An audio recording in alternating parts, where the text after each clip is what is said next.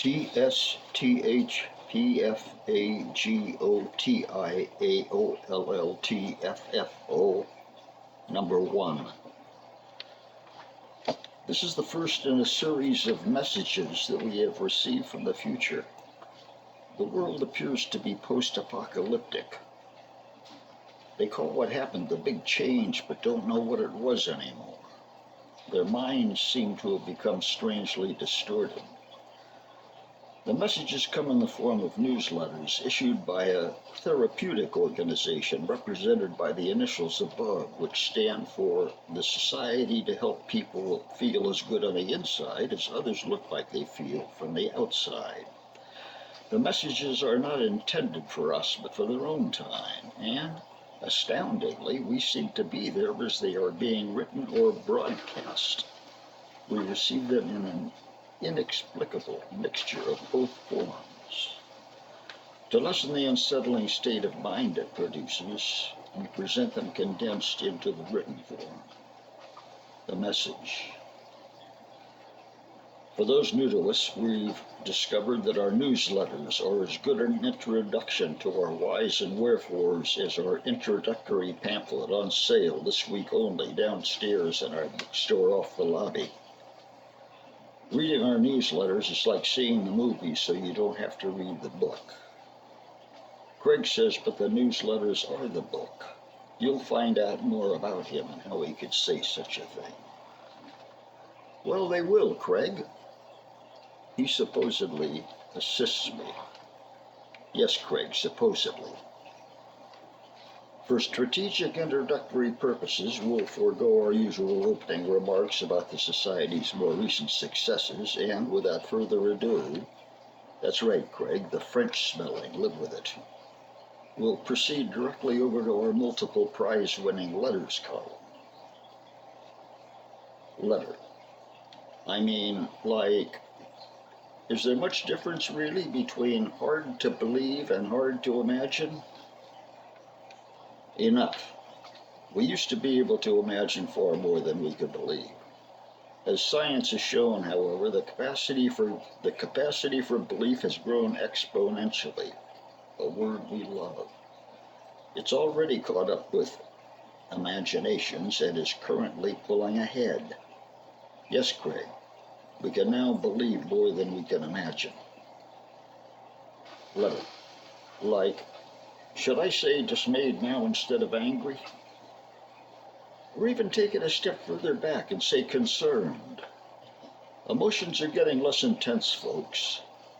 Those new to us take note. We're generous with the exclamation mark. It's been shown to raise the happiness quotient.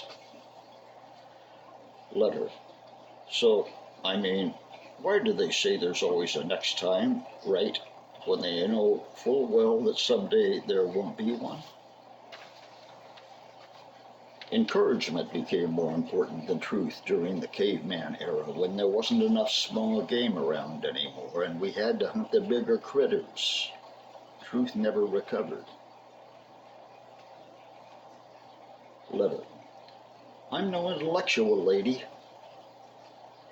That's all right, you don't have to be. Letter. Okay, got it. Metabolism is the process by which life creates order. Seriously? Creepy. Science has shown that life was at wit's end, trying to create order. When metabolism rode up like a knight in shining armor and order was quickly established. We're going to have a statue of metabolism placed in front of the building. Beep. Breaking news. A brief. Hopefully. Oh my God. Now we have 2 pieces. The last one is not considered as urgent, but equally necessary at this point in time. Polls show that most decent folks would rather go about their business than listen to a bunch of naysayers, even if it calls for a few downward adjustments of lifestyle. In fact, a growing percentage think they could survive reasonably well on the streets, in prison, and even enslaved under conditions that include a bit of torture, provided that the nourishment is there. And, now this is surprising, even with adjustment for error. Polls show that a nice size sampling will accept starvation close to the point of death, as long as they're allowed to do it without people staring at them. Beep. The second part of this alert will need to be delayed due to unforeseeable circumstances. That's right, Craig. Foreseeable circumstances aren't capable of causing a delay of this magnitude. Letter. I am so over it. I think I'm doing, doing one thing, but I'm actually doing another. How in God's name is that supposed to be dealt with? You're in luck. We teach a class on how to know what you're doing. Letter. I mean, I've always kind of wished I could be like people you see in movies who, kind of sit on the floor and lean back against the wall or against the sofa instead of, like, sitting on chairs and sofas, right? That is so cool. Come on over. We have plenty of room for that. Craig is the only one who does it here. What's that, Craig? He says he even leans back against the refrigerator. Score one for Craig. Note, it was suggested that we tell you at this point how it all began. But it was decided at the last minute that the reader is not yet fully prepared. Be patient, though. It won't be long now. We're trying to work things out as carefully as possible, folks. Wait, the authorization has arrived. Now that you see what we're all about here in the society, we'll tell you how it all began. Wait, several senior members from the big offices upstairs are warning me that this might still be a little too soon for many. All right then, that being said, we're going to recommend that you take a peek at what lies ahead, and if you feel that you're not quite ready for said material, all right, Craig, or aforementioned material, skip merrily over it, but eventually you must return and read it or suffer severely. I've been warned by our committee for inappropriate remarks that the last part of that last sentence should be either ignored, disregarded, or struck from the record according to preference, and those who are essay adverse should overlook the following essay and similar ones down the road and pass freely on by, never to return. There's plenty of candy in the great beyond, folks. Wait, another letter came in that needs to be dealt with. Letter. I'm like, why can't you, judge a book by its cover? That's from the old days, before books had covers. All right, here it is. We started this organization, a cult as some would have it, some time back, and the response couldn't have been more exciting. There are, of course, countless ways that happiness can be perceived.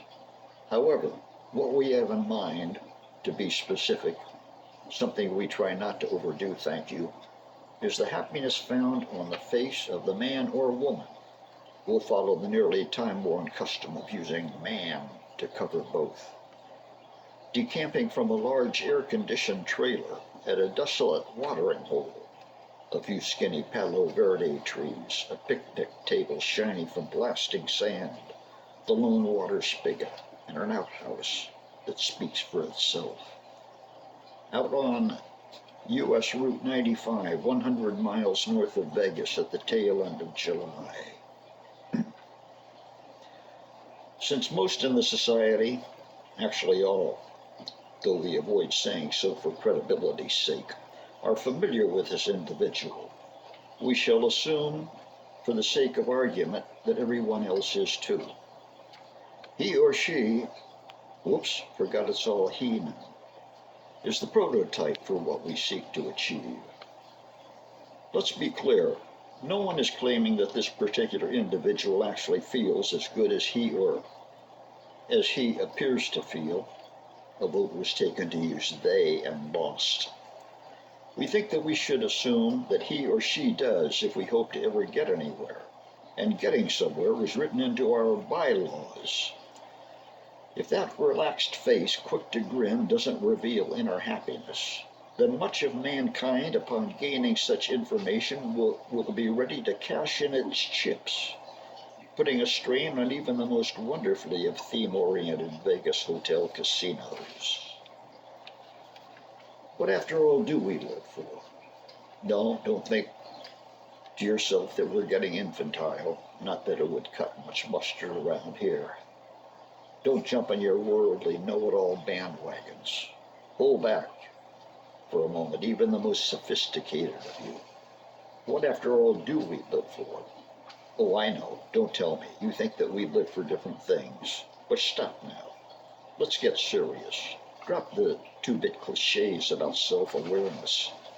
We'll get into that little puppy later. At the bottom of it all is this simple fella-gal with his family in their camper doing the desert thing. Come on, I know it, you know it, and, most importantly, Ernest Hemingway knew it. Yes, as you no doubt already guessed, we mean to take Hemingway as our example. When the idea of writing first occurred to him, what did he have in mind? Yes, you're right again. Make money fast so he'd be left without the need to work. Get in that old camper and skedaddle on out to where the Gila monster roams and the sun is remorseless all day. But no, the world of writing has its own rules, its own serious, yes, quote-unquote, thought processes that Hemingway needed to master before cutting the mustard, which is possible, we've discovered, if you're careful enough. Now, if the person can absorb these processes, do the writing, then wave bye-bye birdie to it all and leave it behind in camper dust, then fine. But it don't work that way, folks. To get colloquial, something we absolutely love around here, especially when the air conditioning is off. Here's the catch. The very nature of these thought processes militates against being this gal fella with the big easy grin. We're talking carefree here, folks, and there's nothing carefree about the writer.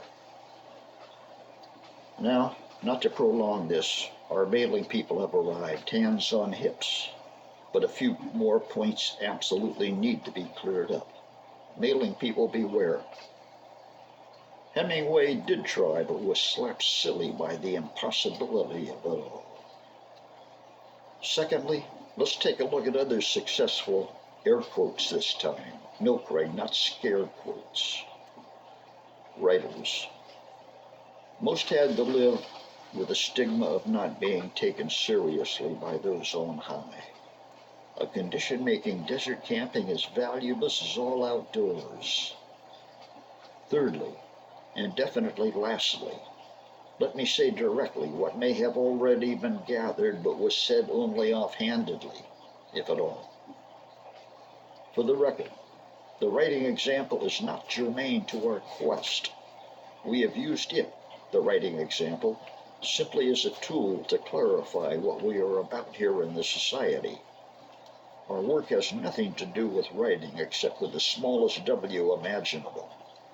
Please understand what I mean. Further explanation is out of the question at this point. To cap things off, I'm being tickled now. Mailing people can be merciless. The progress we're making here is exciting. I'm so tempted to get into it now. Ouch. Hey, no pinching.